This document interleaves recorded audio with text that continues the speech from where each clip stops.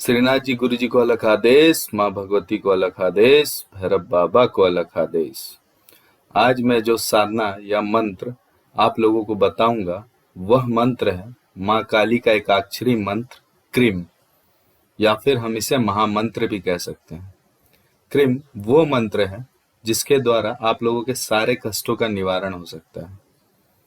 इस साधना की चर्चा भैरव जी द्वारा काली तंत्र में किया गया है। भैरव जी भैरवी जी को बताते हुए इस मंत्र के बारे में कहते हैं कि क्रीम से बड़ा कोई मंत्र नहीं होता। यह वह मंत्र है जिसके द्वारा आपकी दरिद्रता का नाश होता है। सारे ग्रह आपको शुभ प्रभाव प्रदान करते हैं। ग्रहों के द्वारा दी गई पीड़ा का अंत होता है। यह मंत्र अष्ट सिद्धि दिलाता है। वैसे भी काली माँ वह देवी है जिनकी कृपा से आपकी एनर्जी रिन्यू होती है, आपका स्पिरिचुअल ग्रोथ होता है, मृत्यु का भय खत्म होता है और मोक्ष की प्राप्ति होती है। इस मंत्र को करने से पंच महाभूत यानी कि पांचों तत्व आपके वश में होते हैं।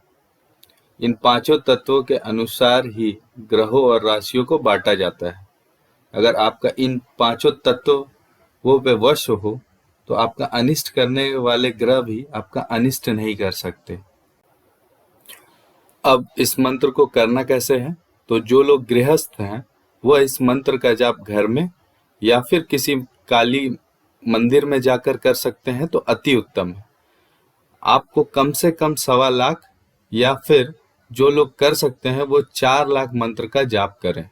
अगर आप घर पे इस मंत्र की साधना कर रहे हैं तो देवी की एक तस्वीर लेके आए, उसके आगे एक दीपक जला लें। फिर दीपक जो जलाएंगे वो या तो तिल के तेल का हो या फिर घी का हो। फिर देवी का आवाहन करें। आवाहन करने के पश्चात देवी को धूप, दीप, नवेद, पुष्प और गंध अर्पित करें। अर्पित करने के बाद संकल्प लें कि मैं अपना नाम, गोत्र जो भी है, जो भी आपकी इच्छा है वो, और संकल्प में ये बोले कि मैं इस मंत्र का इतने लाख बार जाप करूंगा इतने दिनों में।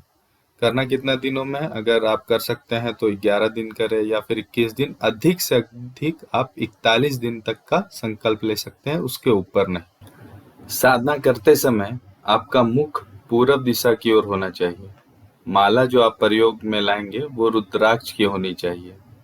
साधना समाप्त होने के बाद आपको इसका दशांश हवन करना है। हवन सामग्री जो होगी वो है तिल, लौंग और गुगुल। इन्हीं तीनों सामग्रियों से आपको आहुति देनी है। अब जो साधक हैं वो अगर इस साधना को घर पे कर रहे हैं तो आपको इसी विधि से करना है, और अगर आप श्मशान में इस साधना को कर सकते हैं तो और भी उत्तम है। या तो आप अपने गुरु के निर्देश अनुसार कीजिए, या फिर मैं जो आपको बता रहा हूं, अगर आप गुरुमुख हैं तभी आप वहां श्मशान में जाकर साधना कर सकते हैं। अगर आप श्मशान में साधना करेंगे तो फिर वहां आपको जाप गिनती से नहीं करनी है।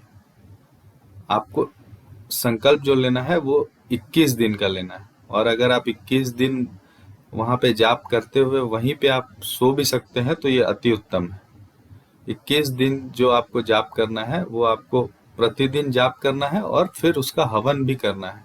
हवन में जो सामग्री यूज होगी वो सेम रहेगी, तिल, लौंग और गुगल, और आप लोगों को प्रतिदिन कारण का भोग भी देना है।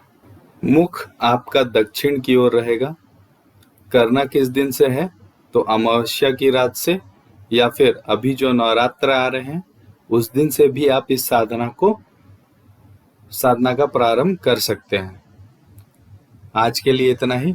अगर मुझसे बात करना हो तो कॉल मी फॉर ऐप पर मुझे कॉल कर सकते हैं, या फिर स्क्रीन पर दिए गए नंबर पर मुझे मैसेज कर सकते हैं।